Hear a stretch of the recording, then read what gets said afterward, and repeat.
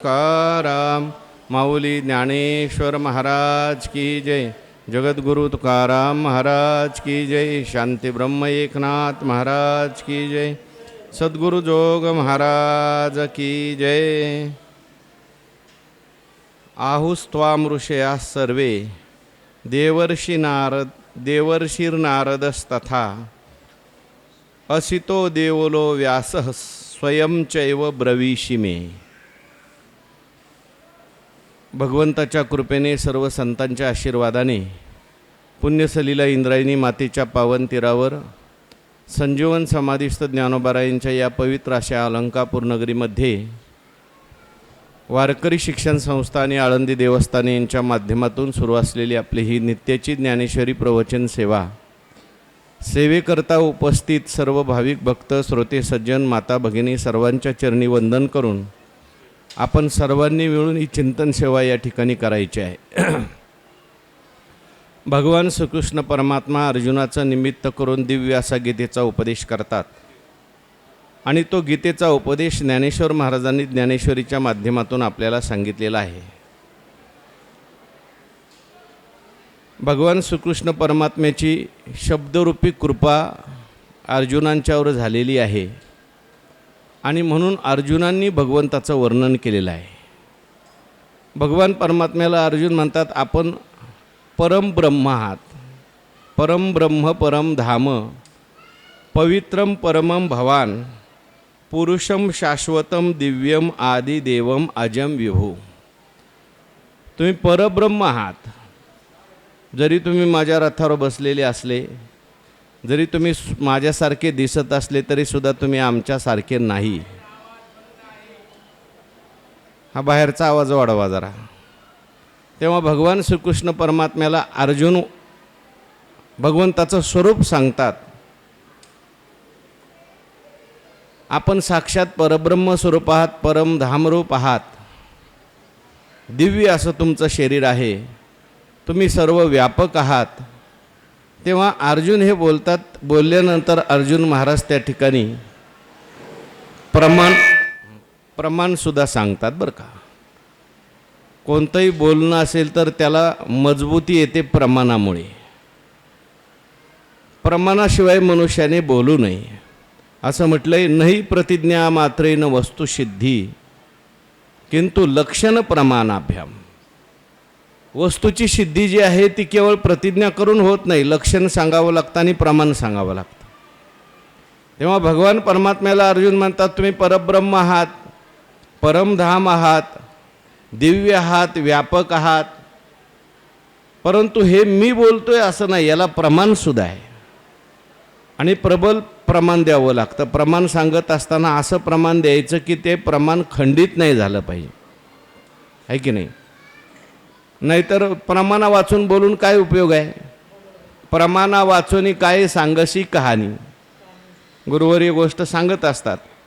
एक मनुष्य जो होता तो शेतातून चाललेला होता, त्याला खूप भूक लागली, ऊसाचं शेत होतं, तो गेला आणि सरळ एक दोन ऊस आणले मोडून आणि खाल्ले। मालकाने पाहिलं कोणीतरी मनुष्य आहे, आपल्याला न विचारता ऊस मोडून खाल्ले। तो आला आणि तो म्हणायला लागला, का हो दादा, हे माझे ऊस जे खाल्ले तुम्ही ते कोणाला विचारून खाल्ले? तो म्हटला, आपल्याला विचारल्याशिवाय कोणती गोष्ट करण्याची सवय नाही, विचारल्याशिवाय करतच नाही म्हटलं। कोणाला विचारलं? म्हटलं ऊसालाच विचारलं।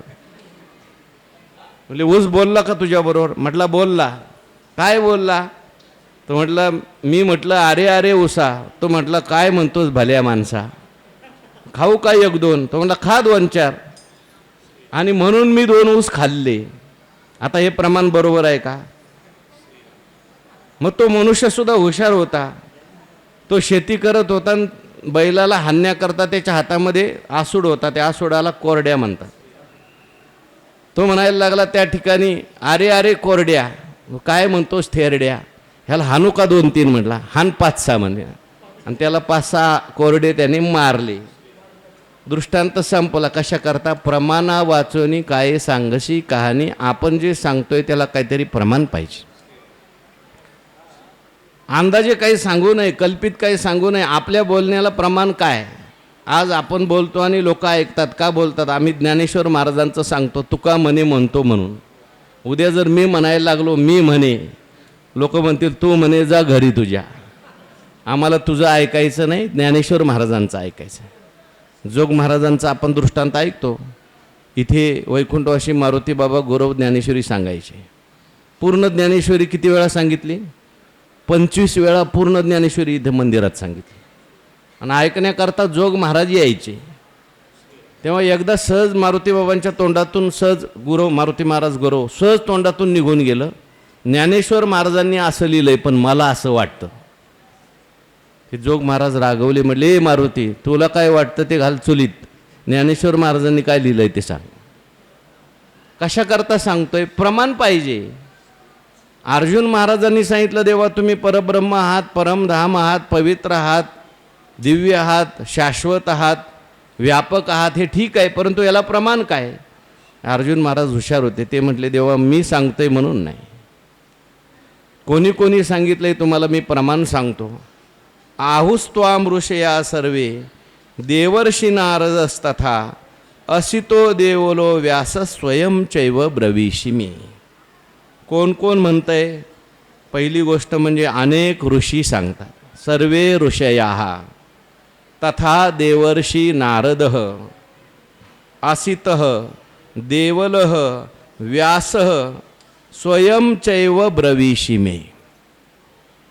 अनेक ऋषी तुझं वर्णन करत असताना असंच वर्णन करतात. ऋषीभीर बहुधा गीतम छंदोभीर विविधै पृथक. तिथल्या वय महत्त्वाचे आहेत बरं का. मागे ऋषीश्वरी हेच सांगितले बरं का. अनेक प्रकारच्या ऋषींनी, आणि ऋषींच्या मताला प्रमाण आहे बरं का. कारण ऋषी म्हणजे काय सामान्य असतात का? ऋषयो मंत्रदृष्टारा असं म्हटलेलं आहे. जे मंत्रांचे दृष्टी आहेत, ज्यांना वेदातले मंत्र दिसतात नव्हे अनुभवाला येतात, त्यांना काय म्हणायचं? ऋषी. जे ज्ञानस्वरूप झालेले आहेत, ज्यांना ज्ञान कळालेलं आहे, भगवंताचा अनुभव आलेला आहे, असे ऋषी. आणि असे सगळे ऋषी आहेत ते तुला असंच सांगतात. तुमचं वर्णन देवा त्यांनी असंच केलेलं आहे. केवळ ऋषी सांगतात नाही असं नाही, तर महर्षी. आता ऋषीमध्ये आसित ऋषी आहे, देवल ऋषी आहे, आणि ऋषींच्या बरोबर इथे अर्जुन महाराजांनी प्रमाण म्हणून महर्षींचं नाव घेतलं. 2 महर्षींचं नाव घेतलं. एक आहे नारद महर्षी आणि दुसरे आहेत व्यास महर्षी. नारद महर्षी तुमचं वर्णन असंच सांगतात, व्यास महर्षीसुद्धा तुमचं वर्णन असंच सांगतात. अनेक ऋषी आहेत, आसित असतील, देवल असतील, किंवा आसित देवल, आशितांचा पुत्र देवल आहे. आणि या सगळ्या ऋषींनी तुमचं वर्णन केलेलं आहे, तुमचं स्वरूप मला सांगितलेलं आहे, आणि अशाच पद्धतीने सांगितलं आहे की जे मी आज तुम्हाला बोलून दाखवलं.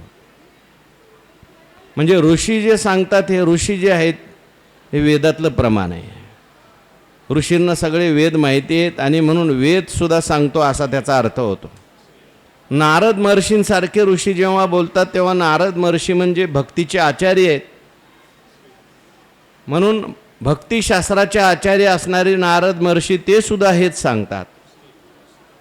त्याच्यानंतर असित देवल हे स्मृतिकार आहेत. म्हणजे वेदाने सांगितलंय, श्रुतीने सांगितलंय, स्मृतीनेही सांगितलंय, भक्तिशास्त्राने सांगितलं, नारद महर्षीने सांगितलं, आणि शेवटी व्यास महर्षीचं नाव घेतलं. व्यास महर्षी म्हणजे सगळ्या पुराणांची रचना व्यास महर्षींनी केलेली.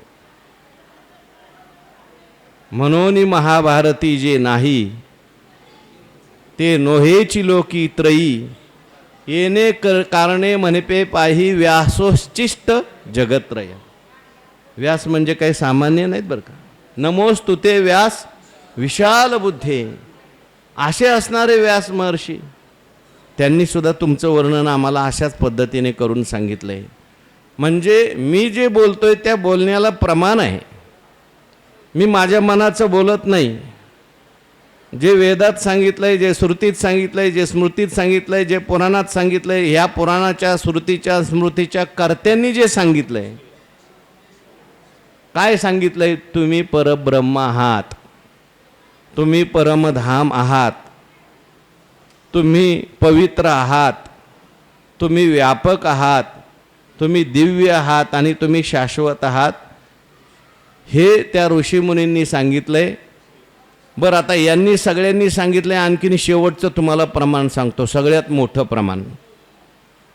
हे तर प्रामाणिक आहेतच. आता नारद महर्षींचं म्हणणं खोटं होईल का? भगवान परमात्म्याचे अवतार आहेत नारद महर्षी. व्यास महर्षी सुद्धा भगवान परमात्म्याचा अवतारच आहे. आणि ही सगळी मंडळी नेहमी तुमचं वर्णन करून मला सांगत होते, पण आज मला त्याचं महत्त्व पटलेलं आहे, ते अनुभवाला आलेलं आहे. आणि सगळ्यात मोठं प्रमाण म्हणजे या ऋषींच्या पेक्षाही सगळ्यात मोठं प्रमाण म्हणजे तुम्ही.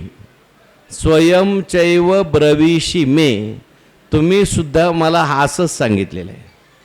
भगवान परमात्म्याने सुद्धा आपलं स्वरूप सांगताना तुम्हाला मला हेच सांगितलंय. 4थ्या अध्यायात सांगितलंय, बहुनी मे व्यतीतानी जन्मानी तव च अर्जुन तान्यहम वेद सर्वानी नत्वम व्यथ परंतप. कुठे कुठे भगवंतानी अर्जुनाला आपलं स्वरूप सांगितलंय सांगा.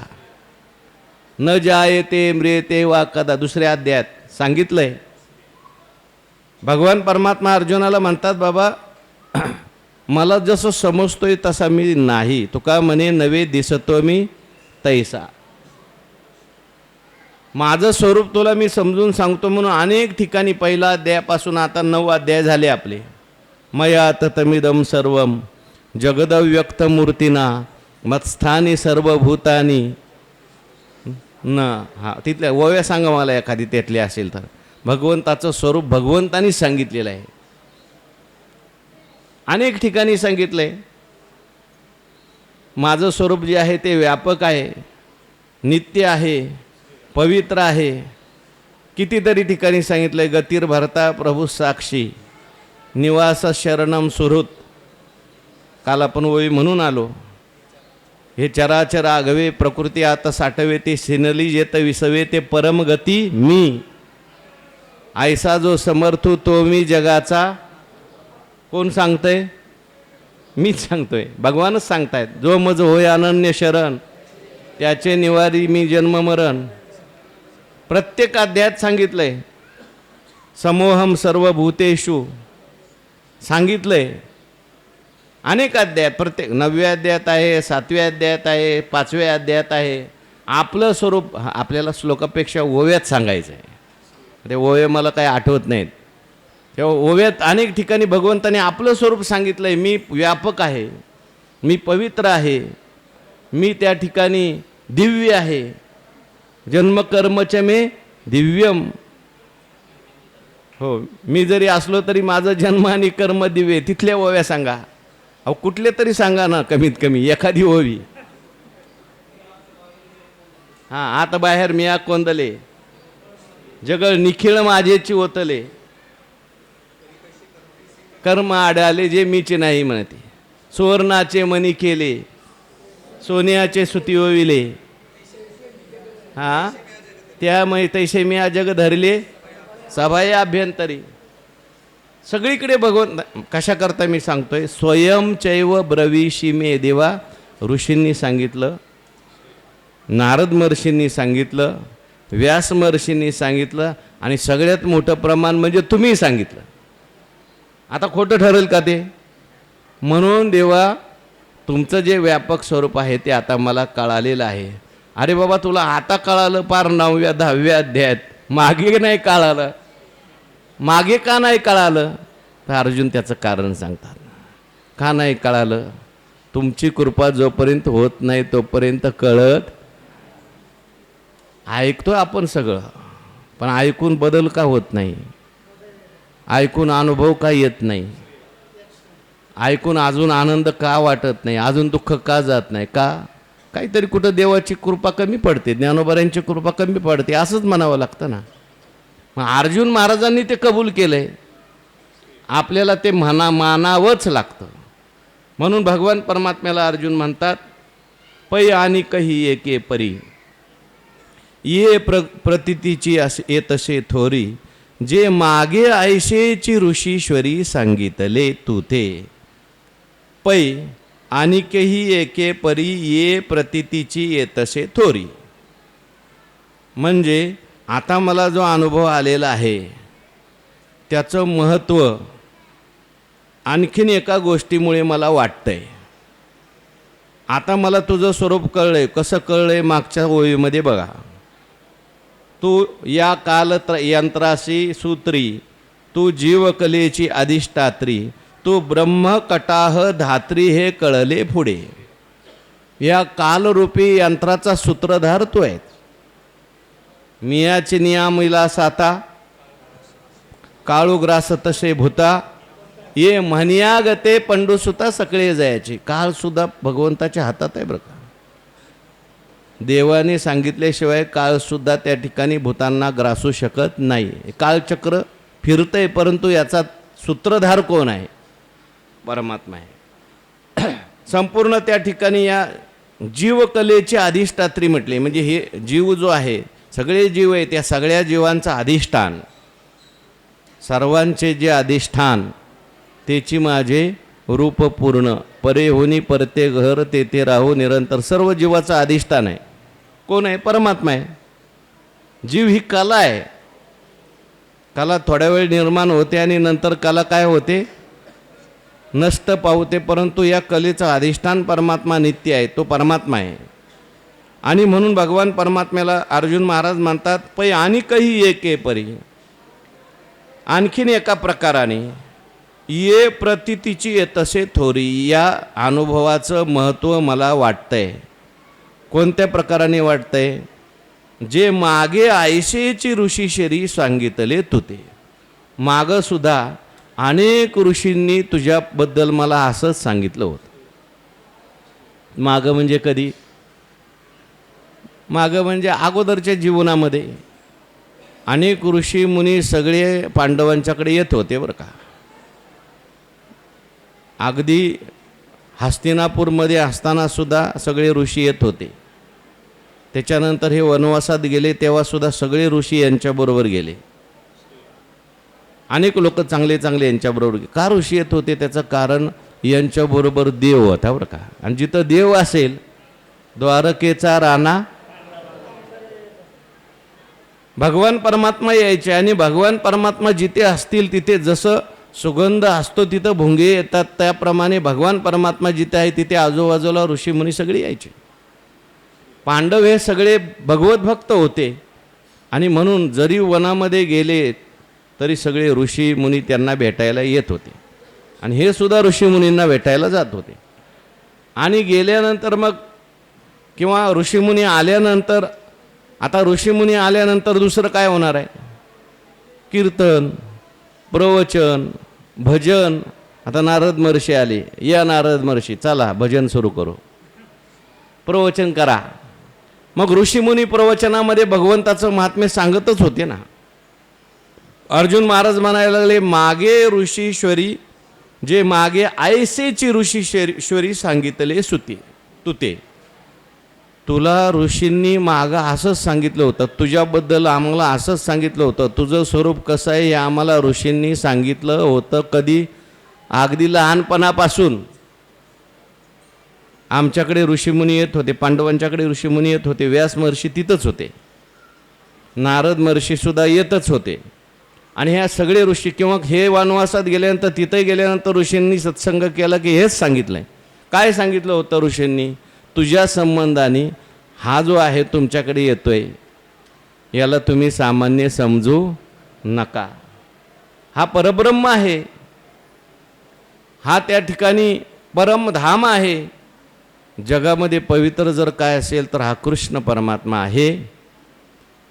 आदिदेव आहे सगळ्या देवांचा. तो हा देवांचाही देव, काय कळी काळाचा भेव, असं ऋषींनी सांगितलंय. आम्ही ज्याचे दास त्याचा पंढरी, तो हा देवांचाही. हो, पुढचं काय?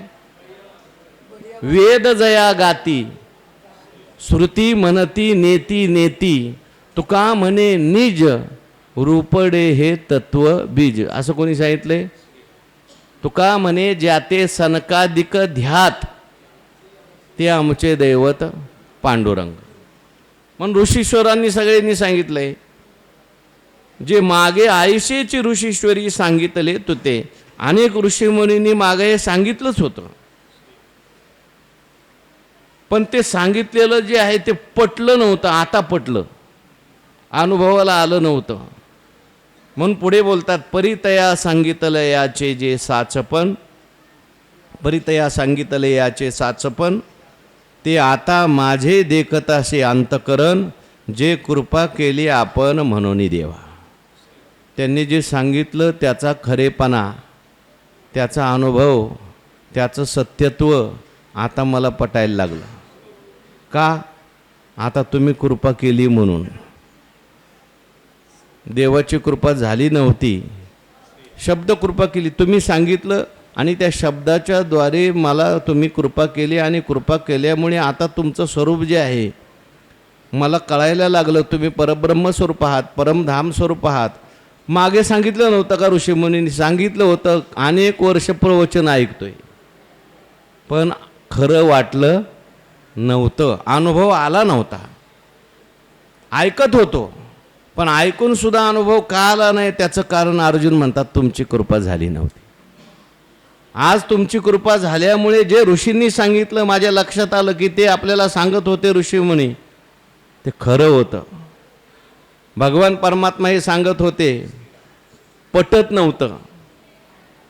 पण आता त्याची प्रतीती आली, आता मात्र ते खरं वाटायला लागलं, कारण आता त्याचा अनुभव आला. कारण तुमची कृपा झाली. तात्पर्य काय? देवाची कृपा झाल्याशिवाय मनुष्याला परमार्थाचा अनुभव येत नाही.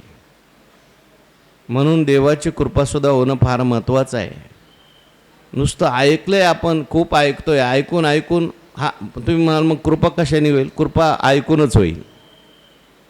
कृपेची प्रार्थना केल्यावर होईल, किंवा माझ्यावर कृपा व्हावी असं देवाला प्रार्थना केली तर देवाची कृपा होईल. अर्जुनावर भगवंताची कृपा झाली, आणि म्हणून जे काही मागे सांगितलं होतं ऋषीमुनींनी सगळं, ते आता सगळा त्याचा अनुभव यायला लागला. आणि अर्जुन म्हणायला लागले, खरंच त्या ऋषींच्या बोलण्याचं महत्त्व मला आता पटतंय, नाही तर त्यावेळेस महत्त्व वाटत नव्हतं. त्यावेळेस नारद महर्षी यायचे. पुढे सांगतात अर्जुन महाराज, एरवी नारद अखंड जवळा ये, तोही ऐशीच वचने गाये, परी अर्थ न बुजोनी ठाये, गीत सुखचे ऐको. नारद महर्षी आमच्याकडे नेहमी यायचे. अखंड म्हटलंय. अखंड म्हणजे एकही दिवस खंड नाही. भगवान परमात्मा आले की आलेच नारद महर्षी. नारायण नारायण नारायण करत यायचेच. आणि आल्यानंतर मग नारद महर्षी आल्यानंतर भगवान परमात्म्याचं गीत गायचे, कारण भगवंताला गीत आवडतं. नारद महर्षीसारखे संत काय गाणार आहेत दुसरं? आलं की भगवान परमात्म्याचं गीत गायचं, भजन गायचं, अभंग गायचे, परमात्म्याचं वर्णन करायचं. परमात्म्याचं वर्णन करत असताना परमात्म्याला प्रार्थना करायची. श्री अनंता मधुसूदना, पद्मनाभा नारायणा, जगव्यापका जनार्दना, आनंद घना अविनाशा, सकळ देवादिदेवा, कृपाळू आजी केशवा, महानंदा महानुभवा, सदाशिवा सहजरूपा, चक्रधरा विश्वंभरा, गरुडध्वजा करुणाकरा, सहस्रपादा सहस्रकरा. हे असं नारद महर्षी म्हणत होते. आल्या आल्या आम्हाला म्हणायचे, म्हणा अर्जुन महाराज माझ्या मागं. आणि भजन करत असताना हे सगळं म्हणत होते, परंतु हे सगळं आमचं तिकडं लक्ष ऐकण्याकडं नव्हतं. कुठं लक्ष होतं मग? तोही ऐशीच वचने गाये, एरवी नारद अखंड जवळ ये. नारद महर्षी नेहमी जवळ यायचे. आम्ही जिथे जिथे असू तिथे यायचे. घरी होतो तर हस्तिनापूरमध्ये यायचे, वनात गेलो तर वनात सुद्धा यायचे. आणि आल्यानंतर जवळ बसायचे. जवळ बसल्यानंतर तोही ऐशीच वचने गाये, गात होते, सांगत होते, तुमचं स्वरूप सांगायचे. पण आमचं असं होतं म्हणे, परी अर्थ न बुजोनी ठाये, गीत सुखची ऐको. आम्ही त्या अर्थाकडे लक्ष देत नव्हतो. आम्हाला त्यातला अर्थ काय कळत नव्हता. नारद महर्षी म्हणायचे, श्री अनंता मधुसूदना, जगव्यापका जनार्दना, आनंद घना अविनाशा, हे सगळं म्हणायचे नारद महर्षी. पण आम्हाला त्यातला अर्थ कळत नव्हता. मग आम्ही काय ऐकायचो? अर्थ न बुजोनी ठाये गीत सुखचे ऐको. नारद महर्षींनी जे भजन म्हटलं त्यातला आनंद, त्या गीत सुखाचा आनंद आम्ही घ्यायचो. ऐकत असताना का आपल्याला अनुभव येत नाही? का आपलं दुःख जात नाही? का आपले रागद्वेष कमी होत नाहीत? का आपली आसक्ती कमी होत नाही? त्याचं कारण हे आहे की आपण ऐकतोय कसं. इतके दिवस ऐकलं तरी सुद्धा आमच्या मनात बदल झाला नाही. इतके दिवस ऐकलं तरी सुद्धा आमची आसक्ती जात नाही. कारण आम्ही ऐकतोय, तर ऐकत असताना त्या अर्थाकडे लक्ष आहे का? बऱ्याच वेळेला अर्थाकडे लक्ष नाही, अर्थ सोडून बाकीच्या गोष्टीकडे लक्ष असतं. त्याच्यामध्ये असलेलं सुख आपण घेत असतो. बोलण्यातलं सुख असेल, गाण्यातलं सुख असेल, वाजवण्यातलं सुख असेल. काही काही लोक त्या ठिकाणी त्यांचं अर्थाकडे लक्ष नाही. म्हणतो रूप पाहता लोचनी सुख झाले व साजनी, पण मनात दुसरंच रूप असतं. असं किती दिवस म्हटल्यानंतर फायदा होईल? ज्यावेळेस मी रूप पाहता लोचनी म्हणतोय त्यावेळेस माझ्या पुढे पांडुरंग येतोय का? पांडुरंगाचं मला दर्शन होतंय का? तर त्याचा फायदा होईल. नाही तर म्हणत असताना सुद्धा त्याचा ताल कसा आहे, स्वर कसा आहे, ताल स्वर असू नये असं म्हणत नाही बरं का. तालात असलं पाहिजे, स्वरात असलं पाहिजे, पण महत्त्वाचा अर्थ आहे. त्याचा शब्द जे आहे त्यात व्यक्तीला महत्त्व नाही, कोण सांगतोय, कसा सांगतोय यालाही महत्त्व नाही. त्याच्यात अर्थ काय चाललेला आहे, या अर्थाकार आपली वृत्ती होते का? अर्थाकार जर वृत्ती होत नसेल, जर आपण अजूनही त्या ठिकाणी शब्दातच अडकतोय, तालातच अडकतोय, स्वरातच अडकतोय, व्यक्तीतच अडकतोय. व्यक्तीत सुद्धा आपल्याला अडकायचं नाही कोणाच्या. जे शब्द आहेत ते ज्ञानोबरायांचे शब्द आहेत आणि ज्ञानोबरायांच्या शब्दाच्या आकाराची आपली बुद्धी करायची. कोणी येईल, मी सांगेल, दुसरं कोणी सांगेल, कोणी सांगेल, इथं व्यक्तीला महत्त्व आहे का? त्याच्या रंगाला महत्त्व आहे का? त्याच्या आवाजाला महत्त्व आहे का? नाही. महत्त्व आहे शब्द आणि शब्दाचे अर्थ. आणि शब्दाच्या अर्थाकार आपली जर वृत्ती होत नसेल तर समजायचं देवाची कृपा आपल्यावर कमी पडते. अर्जुन महाराजांच्यावर कमी पडली. आता कदाचित अर्जुन महाराजांनी ही लीला केली असेल किंवा आपल्यासाठी म्हणलं असेल. आतापर्यंत आम्ही इतकी प्रवचनं ऐकली देवा, आतापर्यंत ऋषीमुनी येऊन सगळं सांगत होते, परंतु आम्ही त्यातल्या अर्थाकडे आमचं लक्ष नव्हतं. अर्थ न बुजोनी ठाये गीत सुखचे ऐको. आम्ही त्या गीत सुखामध्ये अडकलो.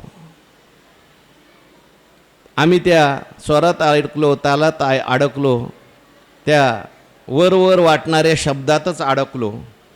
कशाप्रमाणे झालं हे सगळं? उदाहरण दिलं अर्जुन महाराजांनी. जी आंधळ्याच्या गावी आपण पे प्रगटले रवी, तरी ती ओतपलीच घ्यावी वाचोनी प्रकाश काहीसा. आंधळ्या लोकांचं गाव आहे, त्याच्यात सगळीच आंधळी, आणि त्या गावामध्ये सूर्य उगवला. आता सूर्य उगवल्यानंतर आंधळ्यांना त्या सूर्याचा प्रकाश दिसणार आहे का? त्या प्रकाशाचा काय फायदा होणार आहे का? मग त्यांनी फक्त काय करायचं, सूर्य उगवला कशानं ओळखायचं? ते म्हणे गरम गरम लागतंय बरं का, ते अर्थी काहीतरी सूर्य उगवल्यासारखा दिसतोय.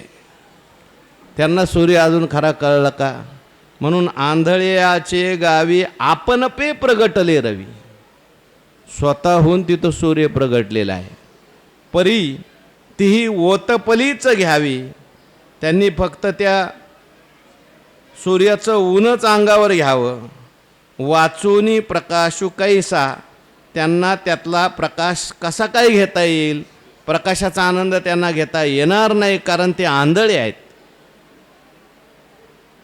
कशाकरता उदाहरण दिले तसं आम्ही काय होतो? आंधळे होतो.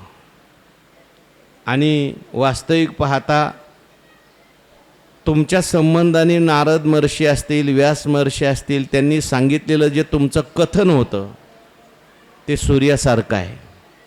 येऊन ते सांगत होते, तुमचे गुण सांगत होते, तुमचं स्वरूप सांगत होते. तुमचं स्वरूप हे सूर्यासारखं आहे. किंबहुना तुम्ही आमच्या जवळ होते सूर्यासारखे. आपण पे प्रगटले रवी.